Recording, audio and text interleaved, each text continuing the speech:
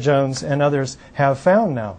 Glad to address that, Richard. You're right. They're not made, these chips of that iron-bearing material are not made in a cave in Afghanistan. They're made in Pittsburgh, Pennsylvania by the Pittsburgh Paint Company. They're made in Kansas City, Missouri by the Tnemec Paint Company.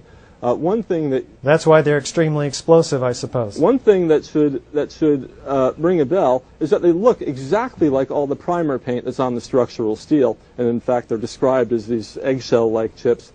There's a gray side to them also. What is that gray side, Richard? It appears to be some sort of binder. It's right. It is a binder.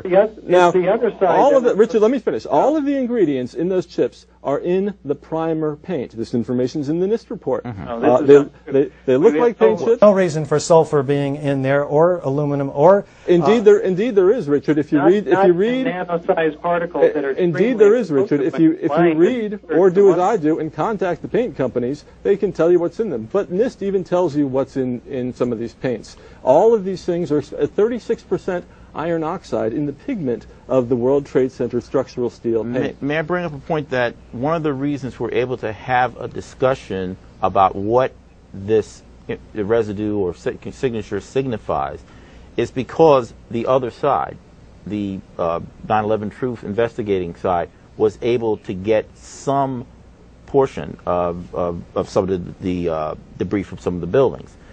Almost all of it was unavailable to independent researchers. Not true. Apart from what got to Dr. Stephen Jones. Thomas Cahill in California. Lots and lots of people have studied the dust because they were doing health studies. Lots of people have. The dust that Richard's talking about was collected, most of it well after the events. People are doing torch. We're not just talking about the dust. I'm talking about actual steel stuff. This is what we're talking about. Well, let's look at the North Tower, because this is where most of these iron-rich microspheres were produced, is in the explosions of these 90,000 tons of concrete, which is found missing at the bottom of both the North and the South Tower. In fact, there's 110 floors that collapsed. We would expect to see 50 or 20. We don't even see one floor. In fact, they've been shredded. Not only the concrete, but the decking and the floor trusses underneath. Not one has been found. It pulverized this concrete to like 10 microns, smaller than a human hair, most of it. Let's look at the collapse of the North Tower now. It's really important. Well, Richard, can we address that point first? Because it sounds like we're skipping around a bit. Okay, go ahead. You say that 90,000 tons of concrete is missing and all that, and that virtually everything is pulverized to a very fine dust, micron-sized dust. Here's a quote from someone who examined some of the World Trade Center dust. We found large chunks of concrete as well as medium-sized pieces of wallboard with the binding paper still attached. Thus, the pulverization was not, in fact, to fine dust, and it is a false premise to start with near-complete pulverization to fine powder. But you disagree with that, Richard? Yes, we also Okay, that's all I need. That's from your research partner, Dr. Stephen Jones. So he disagrees with you. You should probably talk to him about that. Now, Richard just said that. I'm looking let me finish. I think he has made a A few pancakes, that's all I'm asking for. Just Richard, give it to me. You say these don't exist. You're waiting for people to deliver this stuff to your door, rather than doing the research, as I have done. I'll send you accounts, and I'll put this on my website. I'll have a page devoted to this conversation of people who saw 14 floors compressed to 8 feet, who saw 20 floors compressed to 10 feet. At JFK Airport, you can see a portion of 4 stories that are compressed to about 4 feet. Well, let me just with the floor pans in them. Richard says none of these things are visible. I have literally hundreds of photos that show the floor pans from the floors and the trusses. Now, they don't look good. They're in bad shape. If you take 4 pieces of regular copy paper, lay them down out flat, 4 or 5 pieces, that's how thick the floors were in relation to the long side of this paper. Okay. Well, we'll see about that. I've been looking for them, and I haven't seen them, so I appreciate your willingness to show them. But we had 110 floors, and the point is that most all of them are missing. If you look at the base of both of these towers after they fall, there is only a pile of 2 to 3 story structural steel and aluminum cladding. All of the photos show that. There are no floors found at the top or anywhere near that pile. Maybe down in the basement is what you're referring to. That's not what I'm referring to. Okay, I have to interrupt once again and do a announcement about what this show's about. Hardfire is brought to you by libertarians in New York. We hope that all of you who are watching this in New York and elsewhere in the country appreciate our commitment to liberty and to truth, and we hope that you will support the Libertarian Party in those efforts to further to bring freedom back to the country and to our state. In New York, you can go to manhattanlp.org to find out about the activity of the Manhattan Libertarian Party. In Queens, you can go to lpqc.org to see what we're doing in Astoria and elsewhere in Queens. And for state activity, you should look at ny.lp.org, which will apprise you as to the activism of the state party in bringing back liberty to New York. And we hope that this show will be inspiration to you to continue watching and continue supporting libertarians in New York and the U.S. Mark is going to speak again, but I just have to say... Well, Mark just spoke. Oh, I'm sorry. Let's talk about the North Tower. The North Tower begins its collapse, as you can see here on the photo. The 15 stories above the collapse zone are compressing in on itself such that within 4 seconds this entire upper section, which is supposed to drive this building down at free fall speed almost, against 80,000 tons of cold, intact, hard structural steel.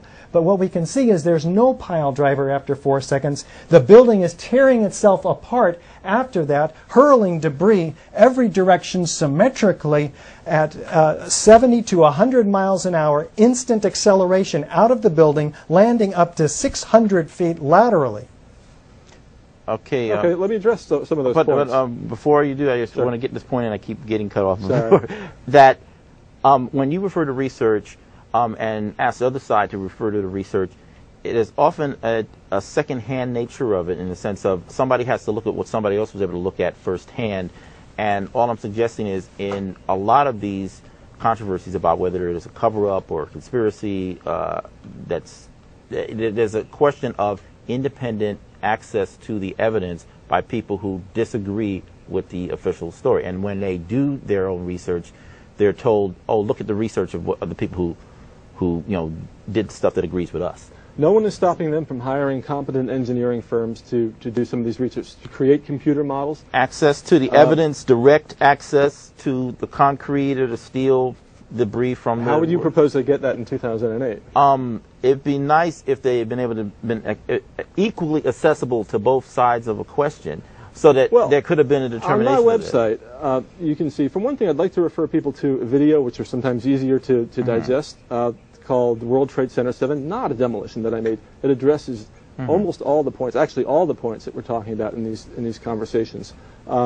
The amount of explosives that Richard is talking about that would pulverize all the concrete in the buildings is in the hundreds of tons, only if you drilled holes in all that concrete and placed the explosives close together. I don't think he's claiming that happened, but this is the realm of science fiction. There are no detonations. And here's a challenge. Here's a challenge to you, Richard. The way you would plant these explosives, I'm going to tell you, you would need access through the elevators, and if you did have access through the elevator hoistways, you could plant those explosives in the core of each of these twin towers without the 50,000 occupants knowing. In fact, there was an elevator modernization going on the 9 months prior to 9/11, which there was plenty of white dust being produced. Perhaps that's the 2 layers of 3/4-inch gypsum board which protected this hoistway from fire. But there's a very plausible, rational explanation as to how 1,300 pounds,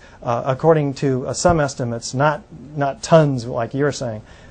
Sir, to pulverize concrete with explosives, to pulverize all that concrete to dust, and I would refer people to a paper that's posted in the Journal of Engineering and Mechanics by Zdenek Bezant and others.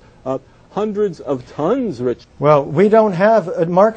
If you're a detective and you walk into a room and you have a dead body on the ground with 3 shell casings, you don't have to know how they did it, how they got away with it, what their motive was, in order to produce a fully open investigation that's open to everybody. And we did not have that such an investigation. Now, Richard, you mentioned that the North Tower.